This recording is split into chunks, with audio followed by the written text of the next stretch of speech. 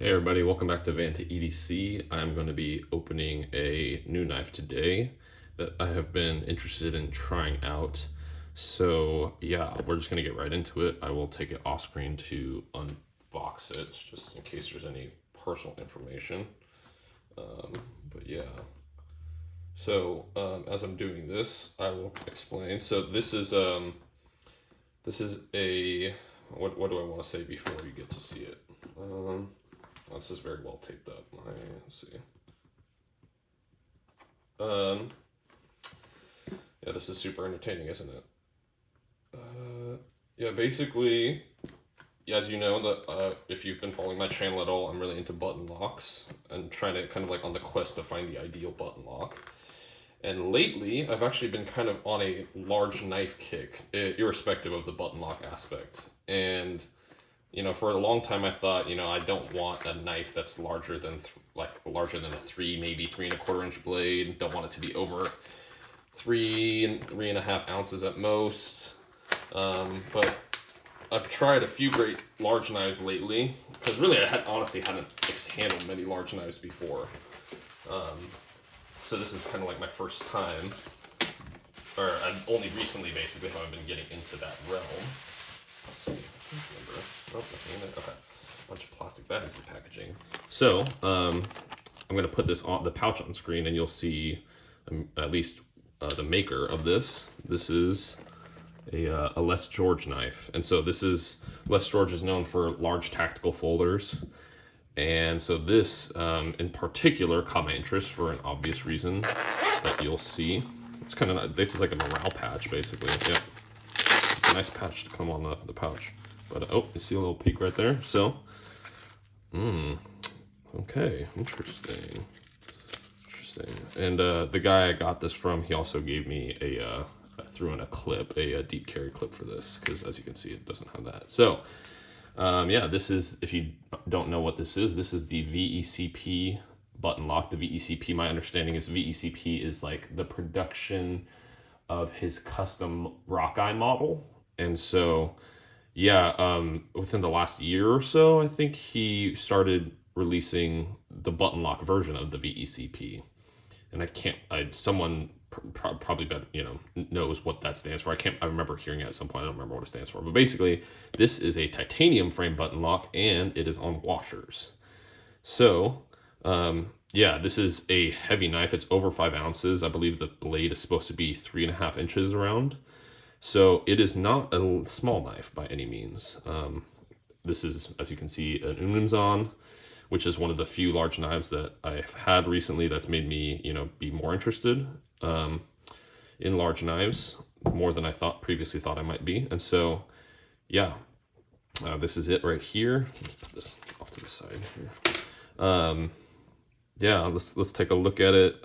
I believe the guy I got it from is the original owner, so I would be the second. So we have this like stone washed, titanium scales. The blade also, I believe, stone washed. I'm trying to see if there's any noticeable flaws or scuffs or marks. I mean, yeah, it's kind of hard to differentiate between a flaw versus just the stone washing in general, but it looks pretty good to me. So, yeah, let's check the centering out.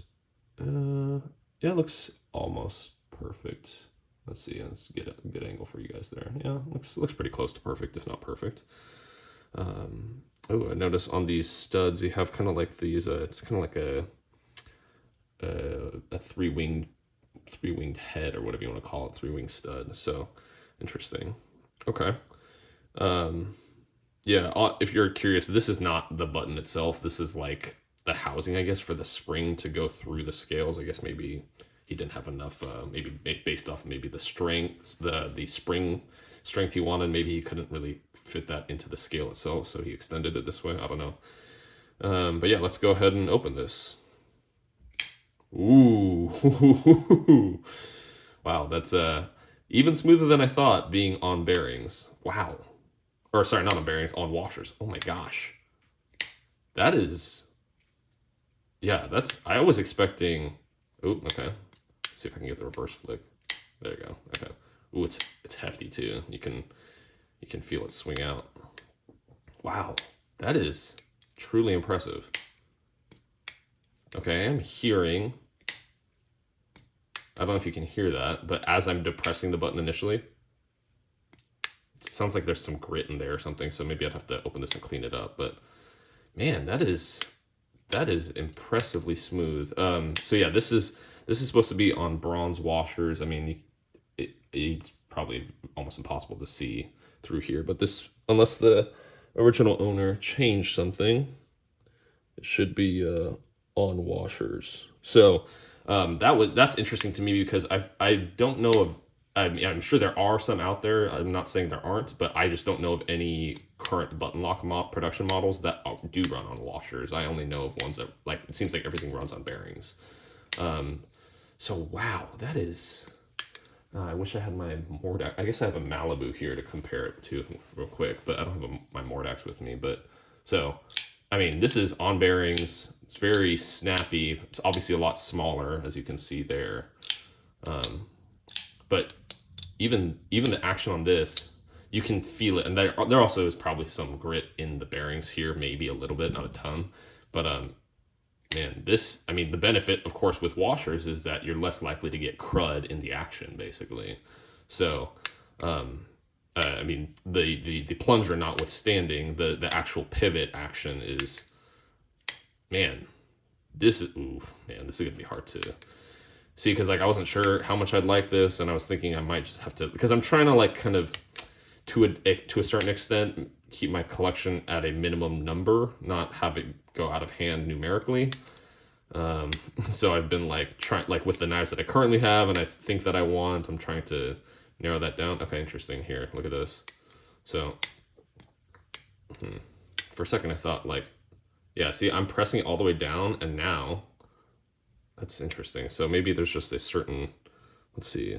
So if you can see, the, here, I have my flashlight on me. So let's do this business. Where are you?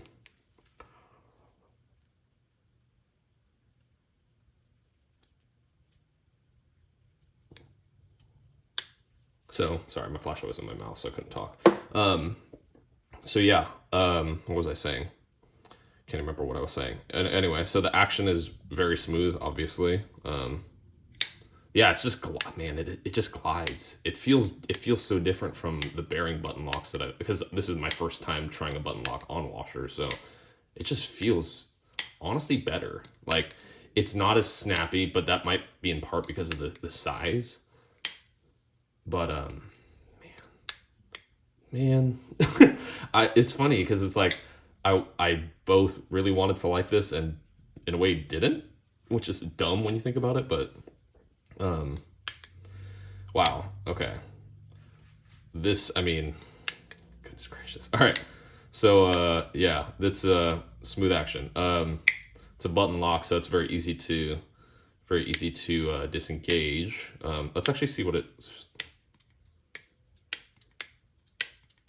I'm really curious if that sound is the spring depressing.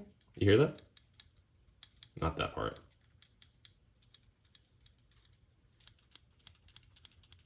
You hear that like, not the clicking part, but the squeaking part, or whatever you want to call it. Okay, but yeah, wow, that's great. Okay, let's see, and no side to side play, no forward backward play, so that's very, very solid. I mean, yeah, the plunger on this thing is hefty. This is a lot thicker, more heavy duty of a button lock than any other button lock. But like the plunger on it is a lot thicker in diameter than any other ones that I've had before.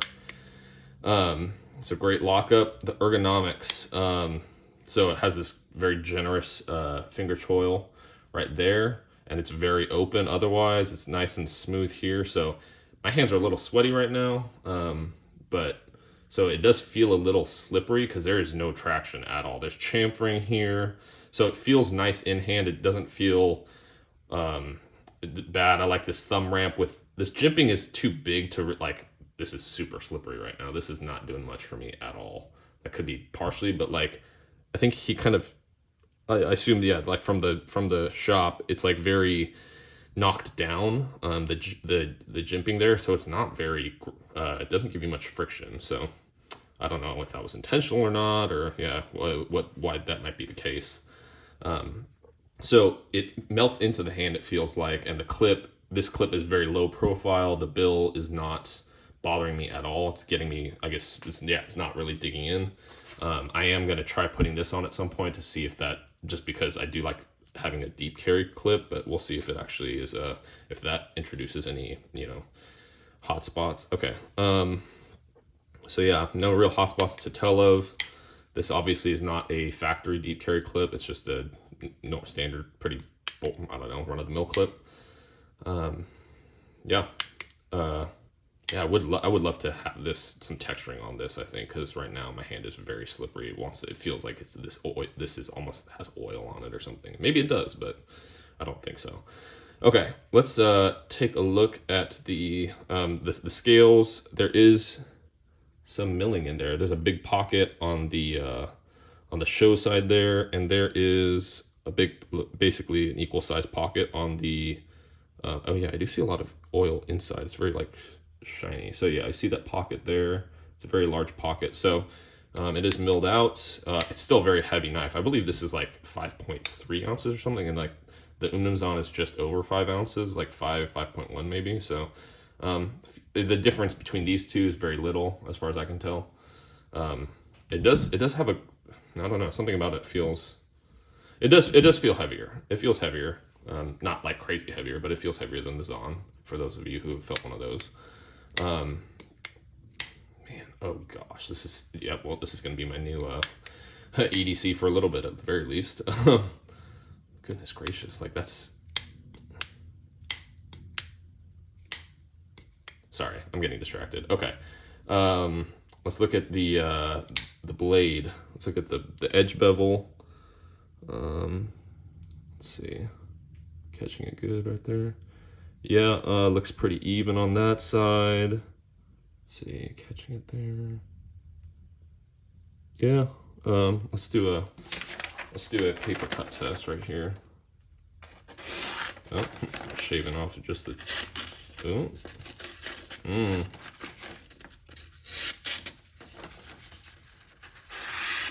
Okay, that's better. Well, it must have a some sort of burr somewhere in there, some sort of a chip or something. Okay, there we go. Yeah, all right. There we go. That's better. Okay, maybe I'm just like an idiot for some reason. All right, awesome. So maybe I need to reprofile the edge. Maybe not. We'll see. The branding is pretty minimal. It says George and MagnaCut. So this is MagnaCut. I don't know the hardness that he heat treats these to. I don't know if it's changed in different batches, because I know this comes out in small batches to like different retailers and such. So I don't know. Maybe that's evolved over time. So I'd have to find out for myself. Yeah. But yeah, this is a flat grind. It's not a hollow grind. Let's see if you can. Yeah, it's a flat grind. It's fairly thick stock. Yeah, I think it was at least 150 thousandths, I think, or like, yeah. But it doesn't feel too thick at the edge, and I think part of that is because of how tall this blade is. So I think it comes down to a nice taper the closer you get to the edge. So yeah, and it's got, of course, you see the stonewash finish, so nice and smooth. Nothing special, nothing to write about here. It's got this nice little swedge right there, actually, so that's nice, taking some weight out there, giving it a little less material thickness if you're cutting through, yeah, like paper or cardboard or something. Yeah, okay, overall, I mean, you probably could tell by now, but I really like this, at least at a first glance, my initial impression. Yeah, this will be getting a lot of pocket time, even though it's a big boy. Because the idea of a big knife is a lot less. It's a lot more appealing than it used to be. I guess that's the best way to put it. Yeah, I'll definitely do a 1 month review, and I have a hard time seeing this leaving my collection anytime soon. We'll see. Yeah, this feels like even smoother than the Mordax. Man, I really didn't think it could be that smooth. Well, I'm glad I'm uncreative and pleasantly surprised this way. Okay, well, yeah, just look if you're interested in more details. I'll do a more in-depth review at about a month of owning and carrying this. So yeah, look forward to that. Until next time, take care. Bye.